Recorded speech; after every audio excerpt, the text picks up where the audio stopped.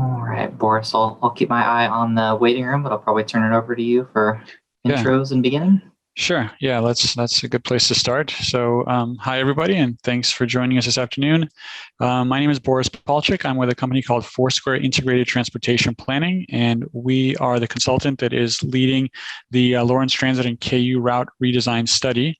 We'll get into all the details of kind of background behind this study in a minute, but I thought it might be good to just go through and introduce ourselves first. So in addition to me, Rebecca Martin is also with Foursquare. So hi, Rebecca. Hello.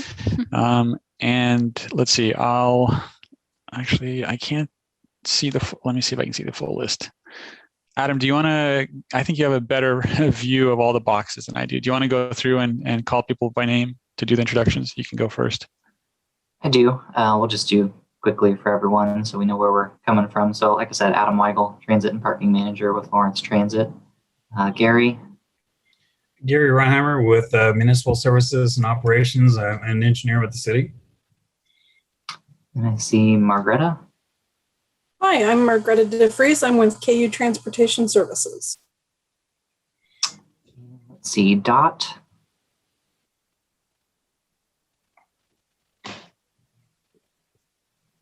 Hi, I'm Dot Neri. Can you hear me? We can, yeah. All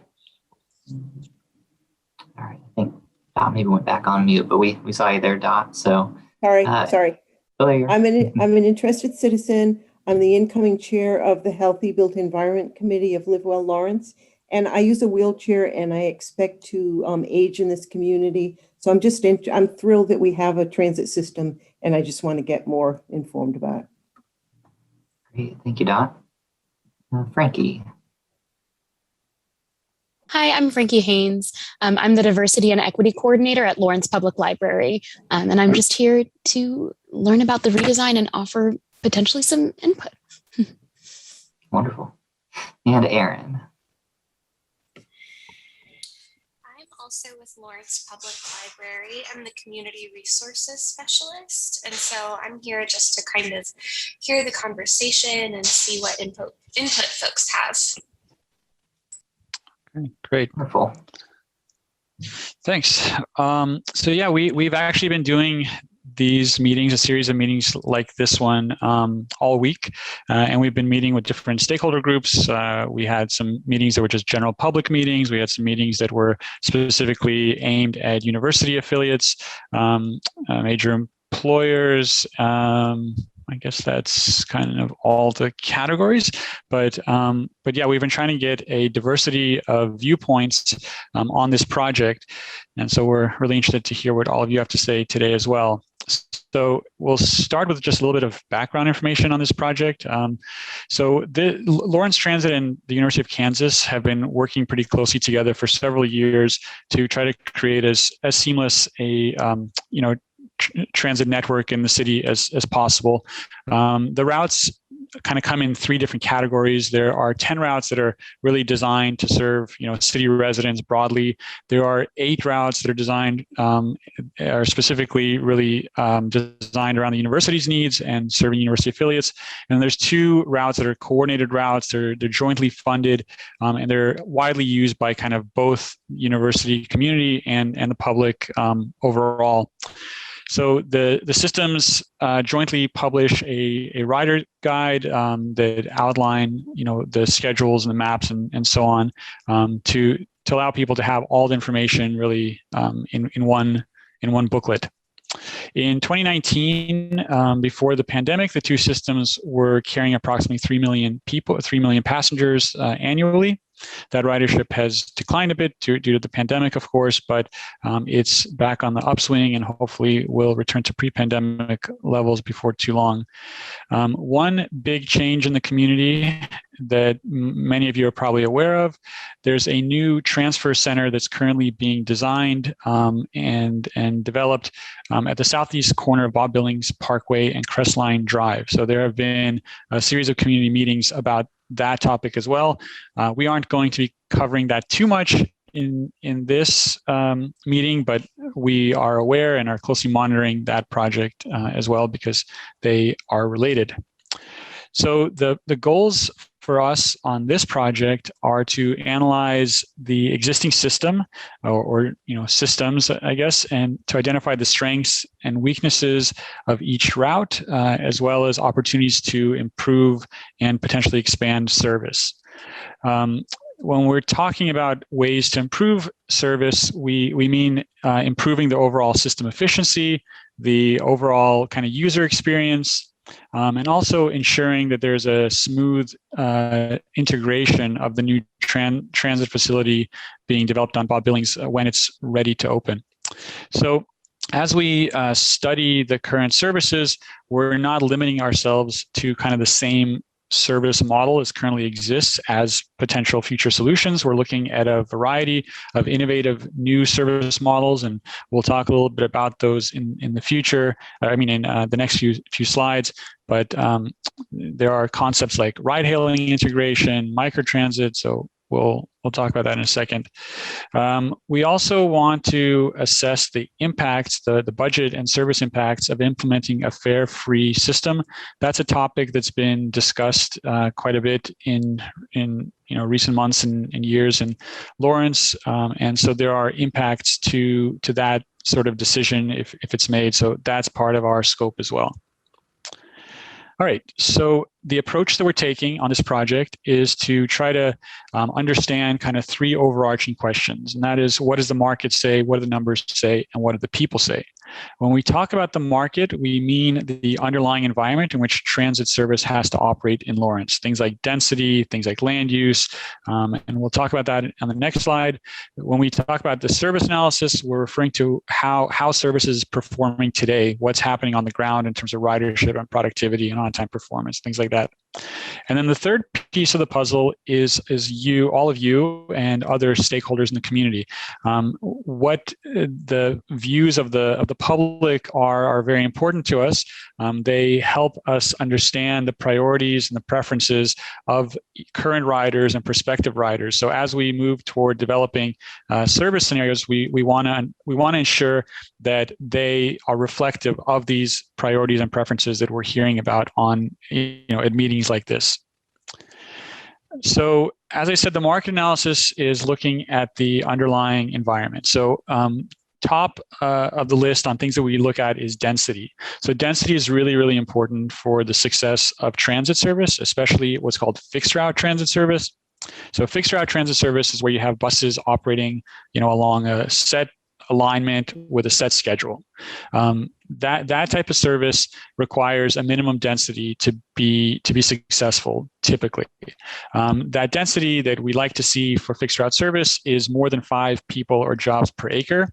So this map is showing, it's color-coded based on density, and areas in yellow are areas that do have that density of at least or more than 5 people or jobs per acre. Areas that are orange and red have even higher density. So higher density areas can support even more service or more frequent service. And then lower density areas that are green or gray on this map, those areas may have a need for transit service, but fixed route service may not be the way to go. There are other approaches, what's called demand response service. That's where buses only operate if requested, rather than operating along a set schedule. So that's why transit potential is important to us. That's why density is important to us. If anyone has any questions, please feel free to raise your hand or ask or speak up at any time. Okay, so far so good. And then Adam, please let me know if you see somebody's hand go up. All right. So transit need. Transit need is kind of related to what I just talked about in terms of density, but it's not looking just at the total population density. It's looking at the concentration of specific population groups, and these are the types of population groups that tend to use transit more often. They have a higher propensity, I guess you can say, to use transit than the general public, and those include zero vehicle households, persons with disabilities, low income populations, older adults, youth, and young adults. So this map is showing where we have concentrations in the community of those specific groups, and that's important to us because that's where we know there will be an elevated need for mobility services, for transit of some kind. So as we move from the market analysis to the service analysis, we are going to be looking at every single route in the network based on a series of metrics. So at the top of the list is ridership. We want to understand where there is ridership, where there's not ridership. So we're looking at ridership by stop and by trip, because you may have a scenario where routes are doing well during some times of the day, but not so well during other times. Or you may have a scenario where a route is doing pretty well for part of its alignment, but then there's a kind of a dead zone. And so we want to understand where that occurs so we can reallocate resources if needed to try to ensure that there's more steady ridership along the entire alignment, or more ridership throughout the service day. So ridership tells part of the story, but we also look at what's called productivity to get a kind of a better sense of return on investment. So when you look at ridership per hour or ridership per trip, you can better understand how much did you have to invest in terms of resources in order to generate the ridership that you're seeing on a particular route. So ideally, you'll have a higher ridership for minimal investment, or maybe not minimum. Maybe that's not the right way to say it. But if you have two routes that have similar ridership, you want to understand what was the cost of one route versus the cost of the other route. So if it takes a lot of resources to generate the same amount of ridership on a route, you may want to look and see, well, why is it less productive than the other route? Can we somehow realign it? Can we somehow potentially cut back service on unproductive hours to increase productivity? So ridership and productivity work together. On-time performance, that's another important metric that we're going to be looking at. That's a measure of reliability. So whether a bus is early or late or on time really does matter to riders and prospective riders, because if a service is not reliable, then people will not continue using it unless they're extremely transit dependent. The other things that we're looking at are network connectivity. So that refers to how well people can make connections from one route to another at key transfer locations. Do the schedules line up? Do the physical stops line up? I mean, can people physically make it from one stop to another where they can transfer from one route to another? So that's important. And then finally, environmental justice. This is key because it is part of the Lawrence strategic plan to ensure that we do take into consideration the impact of any sort of changes on minority and low-income populations. So that is something that we'll be assessing throughout as well. All right. So as I mentioned, we're going to be looking at new and innovative service ideas as we look at ways to improve the system. One thing we'll be looking at is what's called ride-hailing integration. So ride-hailing refers to Uber and Lyft type of services. There are transit systems now throughout the country that are integrating Uber and Lyft into their systems in various ways. Sometimes it's just a matter of cross promotion. So in other words, if you open an Uber or Lyft app in some cities, you will also see transit as an option on your, in the app as something that you can see. Sometimes it's just for comparative purposes. Sometimes if you click on it, it'll take you to the website of the transit provider, but it helps you kind of assess how good of a deal it is, to take Uber and Lyft versus taking transit, and vice versa. In some transit systems, when you open a transit app, you will see Uber or Lyft listed as an option as well for comparative purposes. There's also, in some communities, there are subsidies to Uber and Lyft service. So, for example, some systems are doing kind of a late night subsidy. So once transit service stops running late at night, in some communities, you can enter a special code when you're requesting an Uber or Lyft trip, and you can get a subsidy, so a discounted fare on your Uber and Lyft trip in areas where transit otherwise operates. In addition to Uber and Lyft, or ride-hailing integration, will be looking at a type of service called microtransit. So microtransit is a service that kind of looks and feels a lot like Uber and Lyft in terms of the user interface, but it uses more specialized vehicles rather than using, whatever vehicle your Uber and Lyft driver happens to show up in, microtransit uses dedicated transit vehicles. So maybe small buses or vans, and it's much more closely integrated to a transit service. It may share the same branding as the transit service. It has a set fleet of vehicles rather than just relying on whatever vehicle shows up with Uber and Lyft. It has a set group of drivers who may be vetted and trained to the same standards as your transit operators. So it's like Uber and Lyft in the interface, but it's a little bit more closely associated with transit service. So we'll be looking at that as well. Okay, so that's a little bit about the market and the service analysis pieces. Now the stakeholder outreach. In addition to this series of meetings we're having all week, we also have a survey that's up online now on the Lawrence Listens platform. You can get to this survey through the Lawrence Transit website. This survey will be up through the first week of July, and it's asking a series of very basic demographic questions to help us understand who's using transit, how they're using transit, when they're using transit. But then it moves on to a series of trade-off questions, and we'll go through those trade-off questions here so that you guys are familiar with what we're trying to ask. So let me move on. I'll pause before I go. Any questions so far on anything you guys have heard? No? Okay. So in the survey that's online, the first trade-off question is asking people if they prefer longer hours or more frequent service. So for context, the transit service, Lawrence Transit Service, is currently provided from 6 in the morning to 8 in the evening. It's only provided Mondays through Saturdays. Most routes operate either on a 30 or 60-minute schedule, depending on the route, depending on the time of day. So the trade-off that we're asking is whether, if people had to choose, would they prefer longer service hours, so for example, service until 10 p.m., or if they would prefer more frequent bus service, so maybe service every 15 minutes. The reason that this trade-off is being asked, the reason that any of these trade-off questions are being asked, is because Lawrence Transit has to operate within a finite budget. So as we move toward planning or redesigning the service, we are going to be faced with difficult decisions to make. So we want to understand what is the priority of the community if forced to choose which of these is more important to you.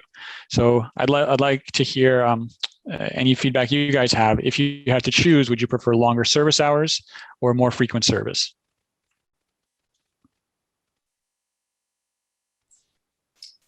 I think having longer service hours would be really beneficial to a lot of folks. That's such a hard decision now, deciding between those two things. Jeez. Yeah.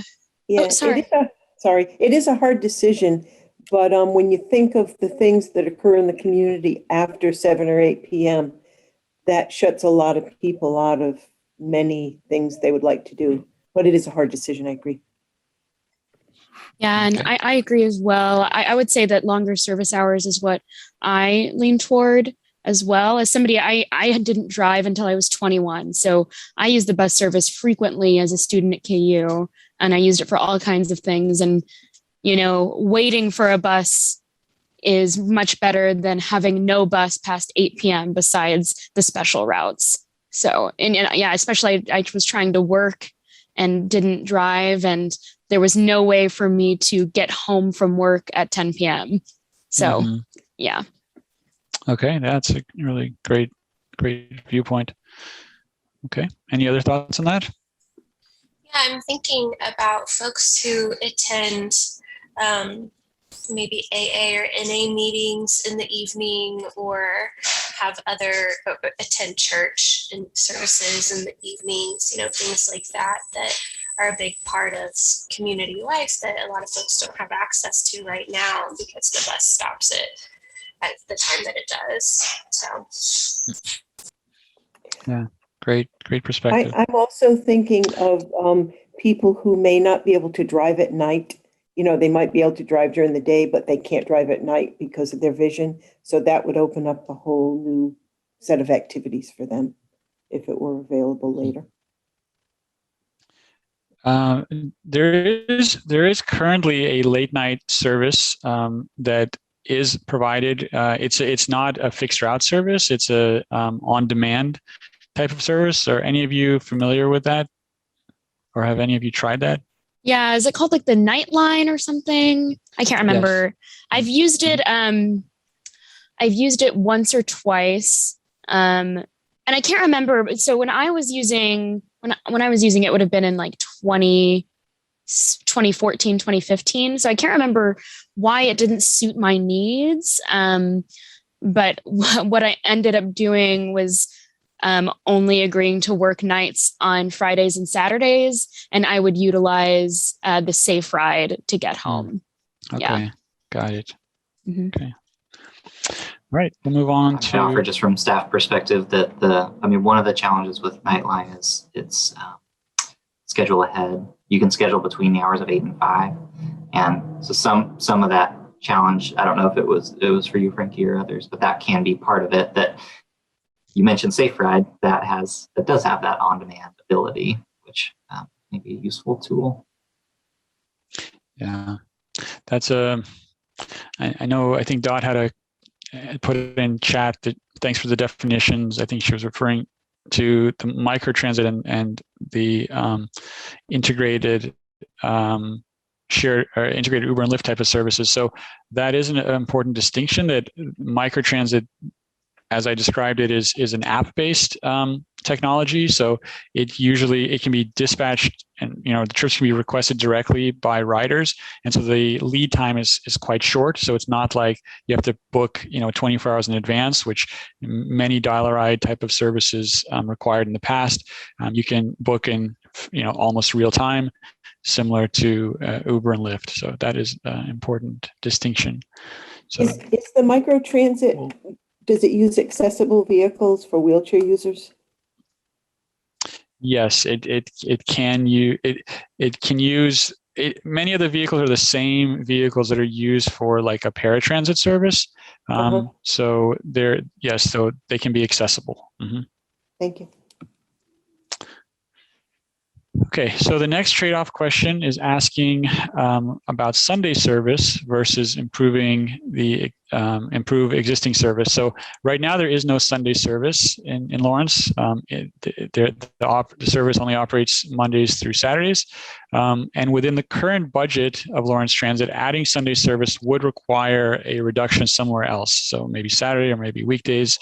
So if you had to choose, would you prefer adding Sunday service, which could result in a reduction elsewhere, or focusing on improving weekday and Saturday service?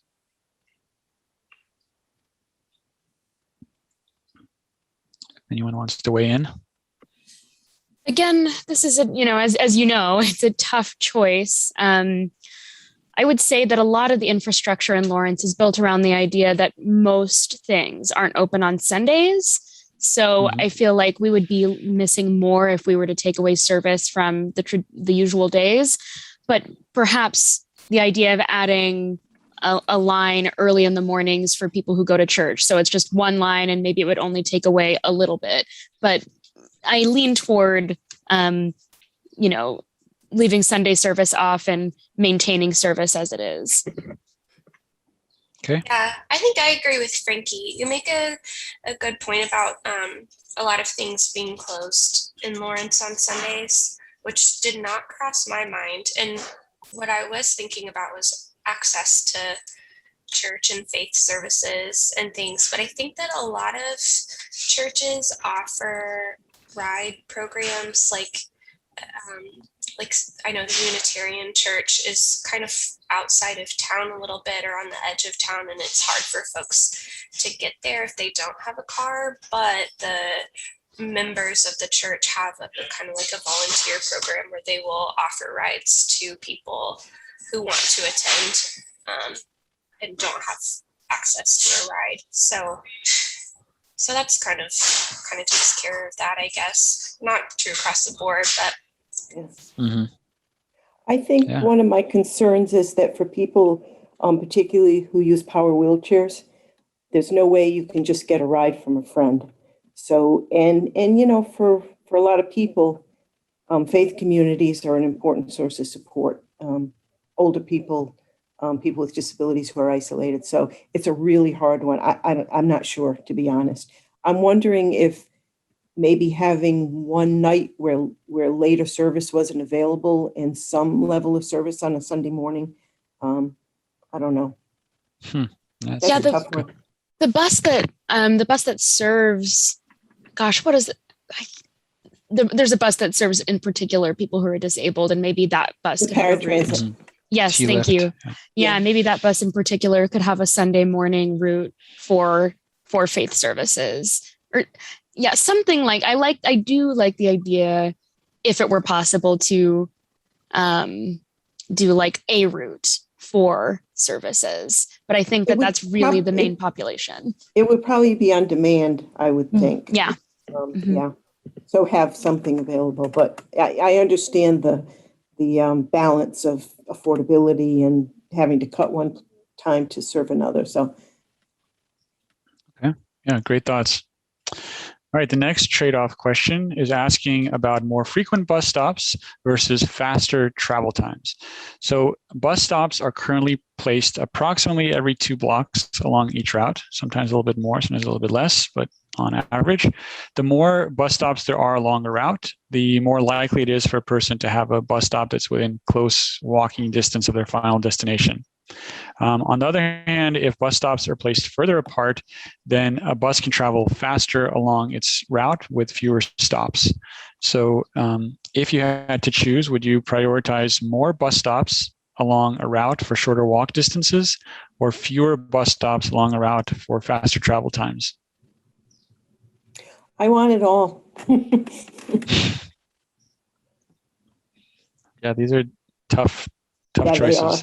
They are. I'm wondering if one or the other will discourage ridership.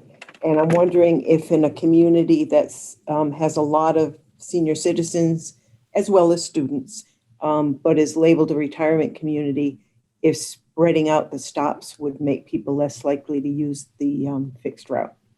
I don't know. Yeah. I think that which one of these is better may depend on the route and who it's serving. So like in the case of students, it may be more important to them to get to a class quickly, and they allot a certain amount of time to walk, a quarter mile to a bus stop. Whereas for the senior citizen population, it's much more important to be able to get to a stop quickly, get comfortable, and be on the bus rather than be somewhere quickly. So I feel like both of these things could be implemented differently depending on the route. Yeah, those are really great thoughts. And you're absolutely right. There's not a single right answer to any of these. Okay. With that in mind, though, if you know of anyone else who may not have yet taken the survey that's online, please encourage them to do so, because we are trying to see, since these are such difficult choices with no right answer, we are trying to see which way the community sort of comes down in the majority of respondents one way or the other, to give us a sense of priorities. So, okay, so the next question is kind of similar, but with some differences. So it's more service coverage versus more service frequency. So the way that service operates today, buses operate on major arterial streets such as Iowa and 6th Street, but then in many cases also operate along smaller neighborhood streets. So serving those smaller neighborhood streets does bring buses closer to a lot of people, more accessibility. But keeping buses on the major streets could allow for more frequent service on those major streets, because you aren't stretching your resources quite as thin. So if you had to choose, would you prefer buses running more frequently but on fewer streets, or buses running on more streets but with less frequent service on any given street?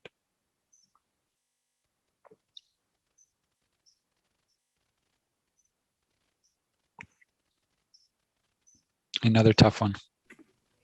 I think since people are used to convenience, maybe running on more streets might be the way to go as we encourage people to use the transit system more. Okay. All right. Any other thoughts? All right, we'll move on to the next one. The next one is asking about improving existing service or serving new areas.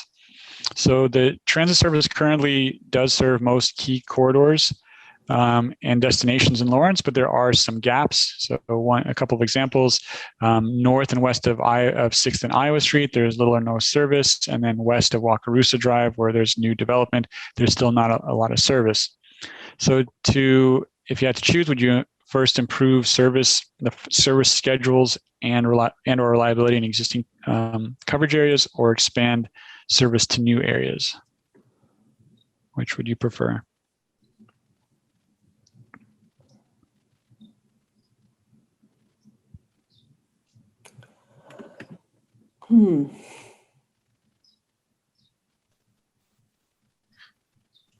Well, I think it's silly to keep saying these are tough questions. They're all tough questions. That's why you're having focus groups. But so I live in North Lawrence, and I've lived in North Lawrence 2 different times. And I would say that the majority of the population in North Lawrence would be minority, marginalized, or lower socioeconomic status. So as far as hitting goals on the city's strategic plan and, better serving minority communities, it would be important to expand service in North Lawrence in particular. But now, as far as service west of Wakarusa Drive, I would posit that most of the families who are living west of Wakarusa Drive have a vehicle. If you were to look at, now I could be wrong, that this is just, from what I've seen, but I would say look at the socioeconomic information for people west of Wakarusa and look at the socioeconomic information for people who are living on the north side. And people west of Wakarusa are more likely to be able to afford a vehicle. So between the two, I lean toward North Lawrence. But there's always, of course, something to be said by making the service that we have now as best as it can be. So, yeah, you put that almost perfectly. All of everything you said is exactly the considerations that we have. That's why we look at transit need, which is a little bit different than transit potential, because obviously there are some areas that have that higher transit need, but don't have great potential because of something like lack of sidewalks or land use issues. And then on the other hand, you have areas that have high potential, but fairly limited need because, like you said, there's high vehicle ownership, even though they may actually have really good pedestrian environment. So it's a challenge. So there's a lot of considerations. Yeah, this is a great point. I mean, North Lawrence in general is missing a lot of that infrastructure. And the only way to fix it is to fix it slowly and notice it. So, oh my goodness. Yeah. Yeah. And of course, there's places where, maybe the adult population has cars, but maybe there are kids in the home that still need to get to school or need to get to work or need to do whatever. And they are potential riders if given, an option to become riders. So lots of different considerations. All right, let's move on to the next one. I had a question. Oh, sorry. I would lean toward toward North Lawrence, because that's been an established part of Lawrence for a long time. Spreading out to the outer reaches, I just see that as less of a priority than an established part of town. I don't live in North Lawrence. Okay. Either. Yep. Of course, I might also just highlight, Sally had put a couple chats in the comments that are kind of answered by your discussion around transit potential and transit need. But one of the questions was, is there any way to find out if people living in new areas would need to use transit? So I don't know if you want to address that. I'll give you the second part of this too to think about. Notice that there's a lot of new apartment complexes west of Wakarusa, and may be difficult to tell how many people are moving there with or without a vehicle, and who maybe has kids in the school system, that sort of thing. Sure. So the first part about predictions, we can't know with 100% certainty who will and will not get on the bus, but we can use our experience from other communities and even, past experience in Lawrence to understand that, yes, there are certain demographics that we look for to help us predict where transit ridership may materialize. There are also certain land uses that help us understand, if you see a large retail center, a big box, Target or Walmart or whatever, you would expect to see more ridership out of that kind of environment than something like a community park. Like, yes, parks are important for sure, but when we prioritize serving one area or another, there are certain land uses that help us predict we're definitely going to see strong ridership there versus not somewhere else. So yeah, we do our best to predict these things.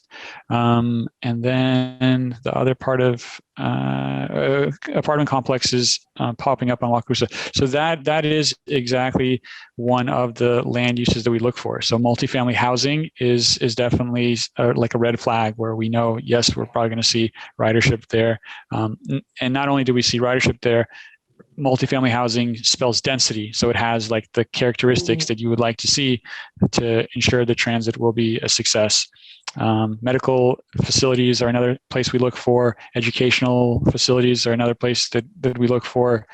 Large employers. So there's a whole series of land use clues and demographic clues that we look for. Does that answer the questions? Okay.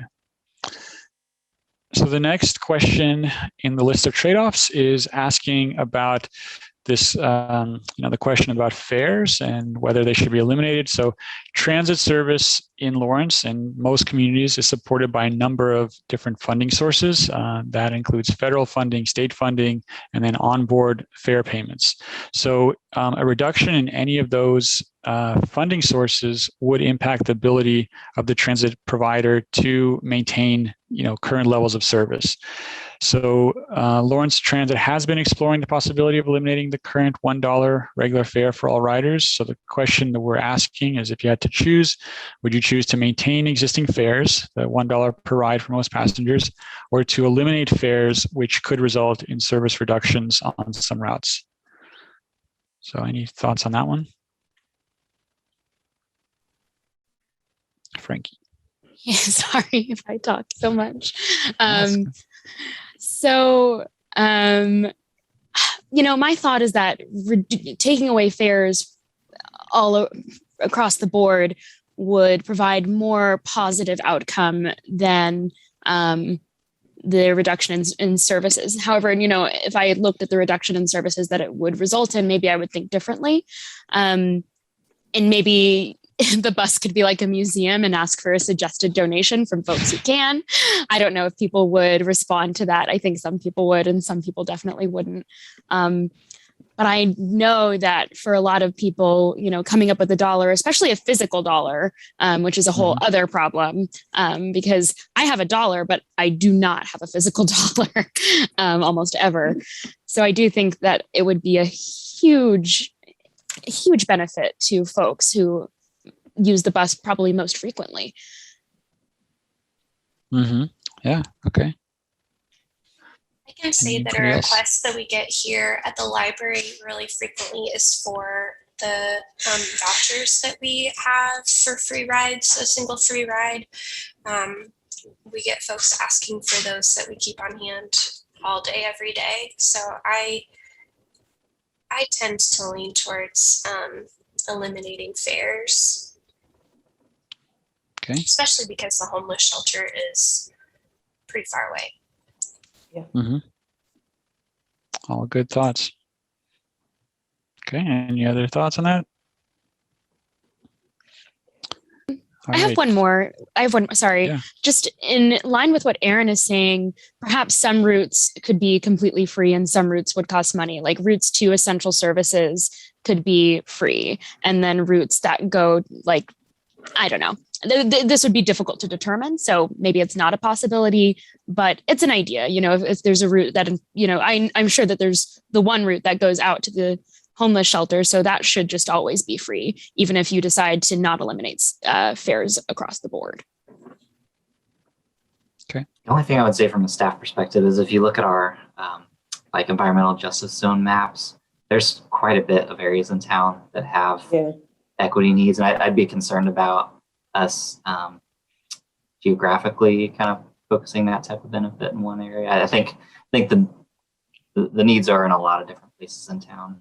Yeah, I definitely agree that it would be difficult to make that determination. So, but I'm all for no fares. I'm all for no fares. I think it's hard to choose either when we don't know how big the reductions would be. Yeah, that's true. So that's hard, but I would tend to think that no fare would be the way to go. Yeah, it's very theoretical at this point, but we'll have more details as we move along. Okay. All right. Well, we're going to shift gears a little bit here, and I'm going to stop sharing my screen, and Rebecca Martin is going to share hers. And we have a series of additional questions, but these are more open-ended. They're not trade-offs. Okay. Let's see. Rebecca is going to share, and we're going to record. We're going to kind of take notes on these virtual notepads here, or post-it note. Virtual post notes. So we'll start with the first question, which is pretty broad. What are Lawrence Transit and/or KU on Wheels doing well? What do you think the value is to the community of these systems? This is kind of broad, but I think seeing a transit system in a community indicates that it's progressive. So just the presence of a good transit system, I think, elevates the community. Okay. Yeah, I would agree with Dot. And so I came from I grew up in Overland Park, and Lawrence had a transit system before Overland Park had a transit system in the way that it does. And Overland Park still has a terrible transit system that is mostly useless.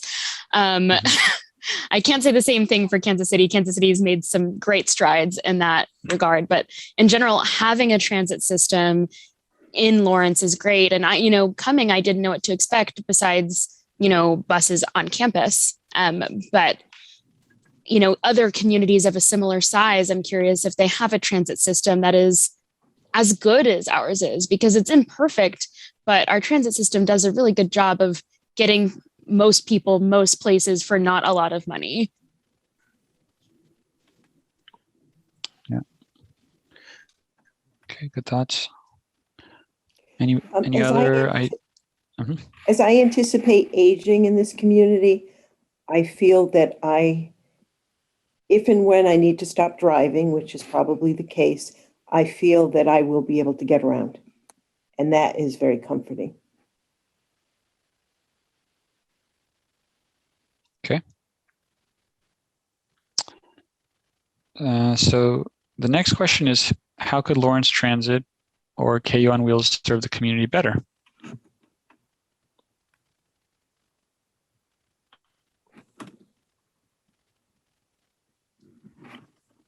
Any thoughts on, maybe something you've been thinking about when, using the service in the past, or thinking about using the service, but something kept you from using it? Is there anything that you thought, if they only did this, it would really be much more helpful? I really think the biggest thing, just realized my mic was pushed away from my face. Sorry if you couldn't hear me.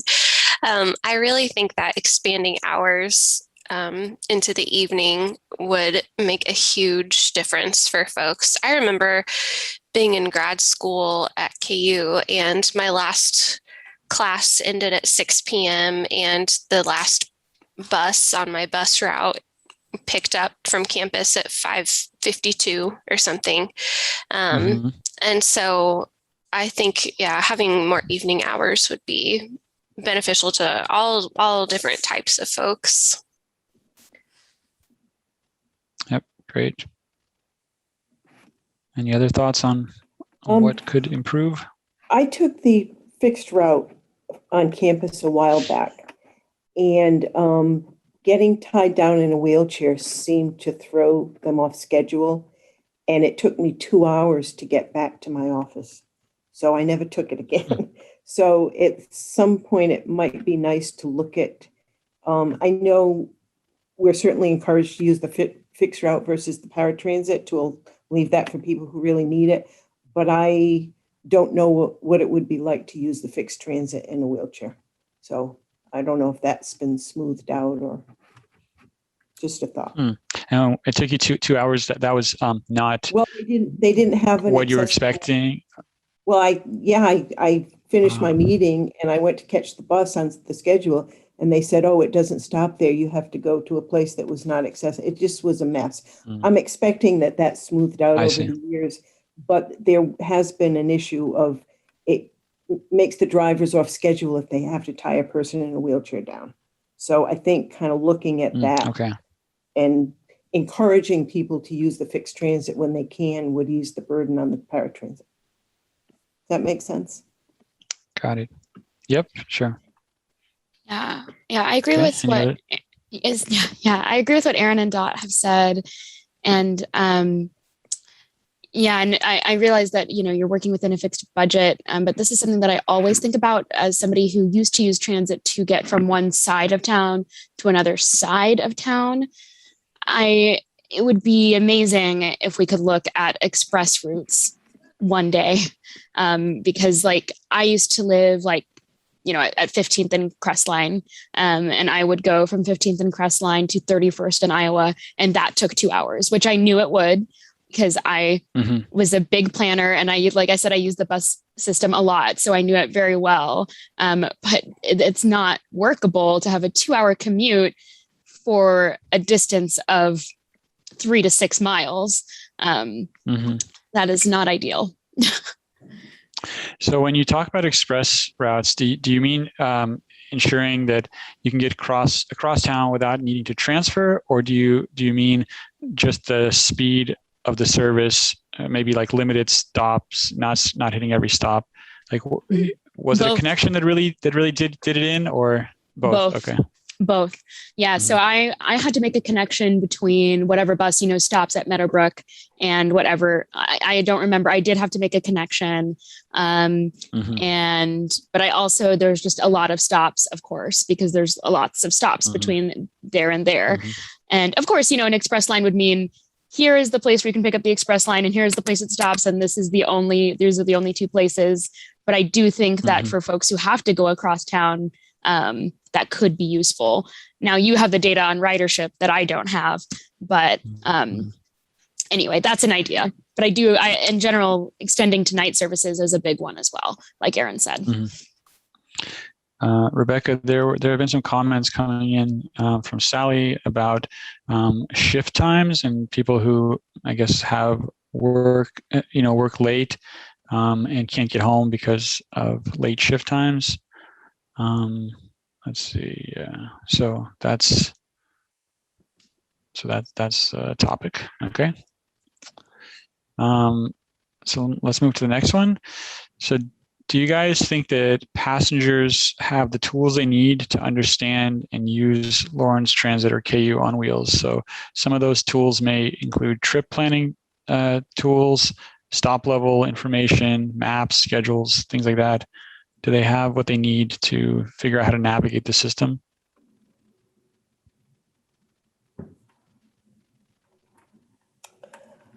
In your experience, did you feel? Sorry, go ahead, Doc. I don't know enough about it. I didn't feel I was prepared, but that was a one-time thing, so I don't want to base it on that. I'm just wondering, I think the transit system does do some travel training, say for people with intellectual disabilities. I thought I remembered that, which I think is important. Yeah, for the group, we do offer travel training, and there's really not any eligibility concerns about that. We'll do it for anyone who asks us. Okay. But there's certainly some work to do, I think, proactively making that known. I think we, when people request, are able to accommodate it, but I'm not sure it's as well known that people can reach out to us for that type of service. Adam, I have a comment kind of in the same vein. So I became a bus expert as soon as I got here. And, I was an 18-year-old. So I would say that we do a pretty good job, but I worked really hard to get that information because I knew I was going to need it. And I also utilized a service, and then I don't know if you still have it, but I did use it a lot as a college student, where you would text a number and it would tell you when the bus was coming. I don't know, is that still available? So we have one app that shows you real-time location of buses, and that same system allows you to text, and it will tell you. So that way, if you have a smartphone, you can see the app. If you don't, you can use the texting service. Yeah. Yeah, I love that service. We're working towards having that real-time information also available in like trip planning apps. That's the gap that we still have, where the current app, you kind of need to know what route you're already looking for or stop you're already looking for. I think there's some work to do to get it into apps that also help you plan your trip, and you can see the real-time information. Yeah. And I'd say that in general, I use that service a ton, but nobody knew about it. Like, I'd be the one person in the group who'd be like, oh, I can text and see when the safe bus is going to get here. And they're like, wait, what? You can do that? And I'm like, yeah, just text this number. And so I think, and it sounds simple when you're like, oh, we just need to get the word out. But how you get the word out is surprisingly difficult sometimes. Yeah. But people knowing about the resources that you do have to learn the bus system, I think, is essential, because you have good ones. But I don't think everybody knows. Yeah, really good insight. Okay, let's move to the next one. So do Lawrence Transit and KU on Wheels provide an inviting passenger environment? That could mean at the stop level, that could mean on board buses or interaction with their staff. Do you guys feel like it's an inviting environment?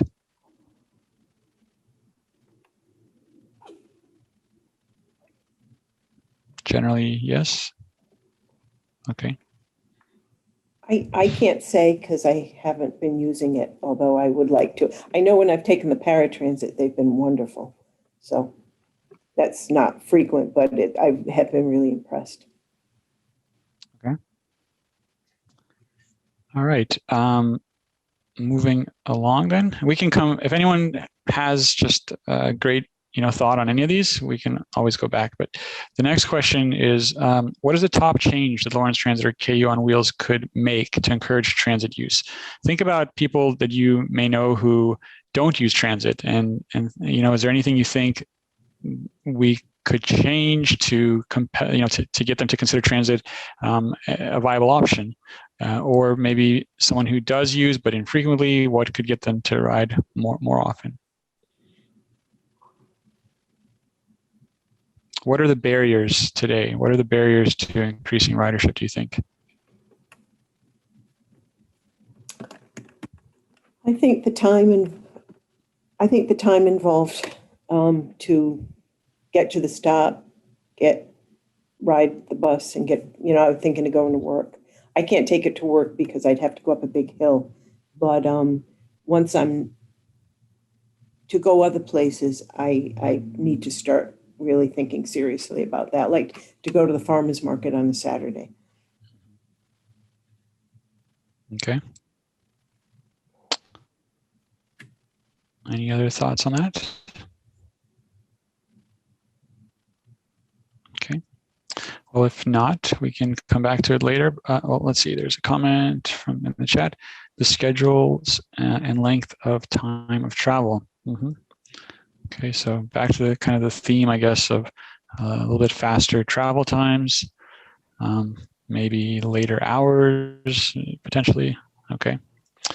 So then the last question we have is, are there other communities that you think get transit right and could serve as a model for Lawrence?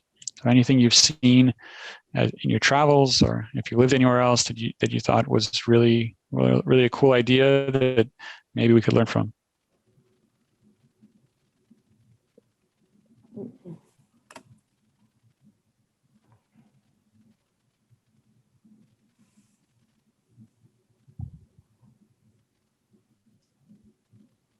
Okay. I'm not informed enough. Yeah, I don't typically use transit in cities of our size when I'm not here. So I've utilized transit, in Kansas City and in New York City and Chicago, and in Seattle, but I haven't used transit in a small city or micro city or whatever you want to call us. And so I think that we have, a unique situation and unique ridership as far as, the size of community we are, the size of our main city, and the fact that we also have rural community members that surround that main part of our city. So I don't know, I feel like we're unique, and I don't know if that's useful to you. No, it's true. It's cool that you kind of notice the distinction, because sometimes we have these calls, these types of meetings, and people are like, I really want a monorail in my community. And it's like a 50,000 person town. So yeah. Yeah. I guess I would challenge you though, Frankie, like we obviously aren't as big as those places, but I guess I'd still be interested in what aspects of those systems you liked. I mean, we can always think about how we adapt the things that you like from big systems to what we can afford and what we need, monorail, less likely. But if there are other aspects of those systems, I think we'd be interested in hearing that. Yeah, I guess what I really liked about what Kansas City did with its streetcar, one, the advertisement was great. The PR was great. They really marketed it towards people who wouldn't usually use transit. So young adults like ourselves who would not usually use transit, but they're like, you can use the streetcar when you're out getting drinks. And the streetcar goes between all of the most popular places to go and get drinks in Kansas City. And for us, we have Safe Bus and Safe Ride, which operate in a very similar manner. But I also like that if you are where a streetcar is, you can ride for free and you don't have to do anything. Like you just get on for free. And I was amazed that you could. I really was expecting it to cost money. And yeah, really the way that they designed the route was super intuitive. Places that people would obviously want to get on. I grew up in an urban area, and I'm old enough to remember when people chose where they lived based on how close it was to a bus route. And I think, do apartment complexes in Lawrence advertise that they're near transit stops? I think we see some of that. Yeah. The other thing is, I think we got to figure out a way to make it cool to take the bus, like a challenge. This is Margreta. They do. A lot of apartment complexes on KU routes do advertise that they're on bus routes, and that is a thing that many students are choosing, is locations to live based on access to the bus routes.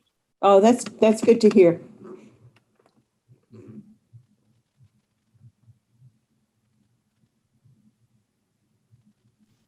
Yeah, I chose where I lived based on access to a bus route. And I rode the same bus route.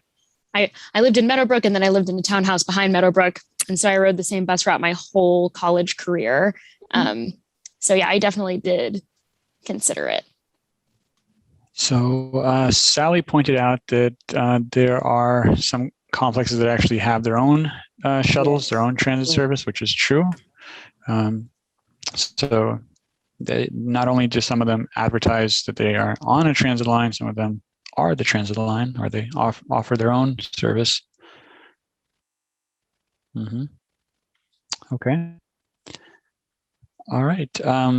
So that actually gets us to the end of our formal discussion. So if anyone has any thoughts, that anything we didn't cover that you would like to cover, any questions or comments, please feel free to speak up.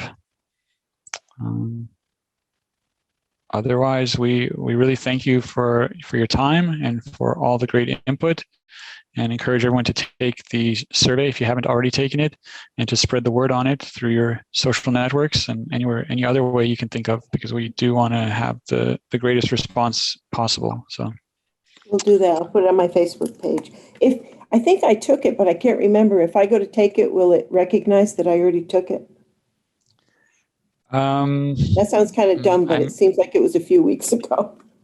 Yeah, I'm trying to remember how we set it, because there's a setting that I think we set it that you could actually take it again, because we were afraid that somebody might go to the public library and try to take it, and then if somebody else tries to take it from the same computer, they wouldn't be able to. So I think okay.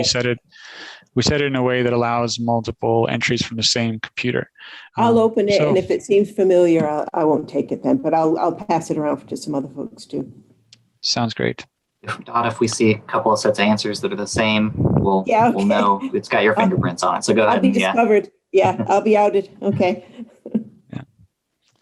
All right. Well, thank you all again. Thanks very much. And we look forward to meeting again in a couple of months when we have some service scenarios developed that we will run by you and get your input on. So thank you all. Thank you. This was helpful. Okay. Thank you. Bye-bye. Everyone.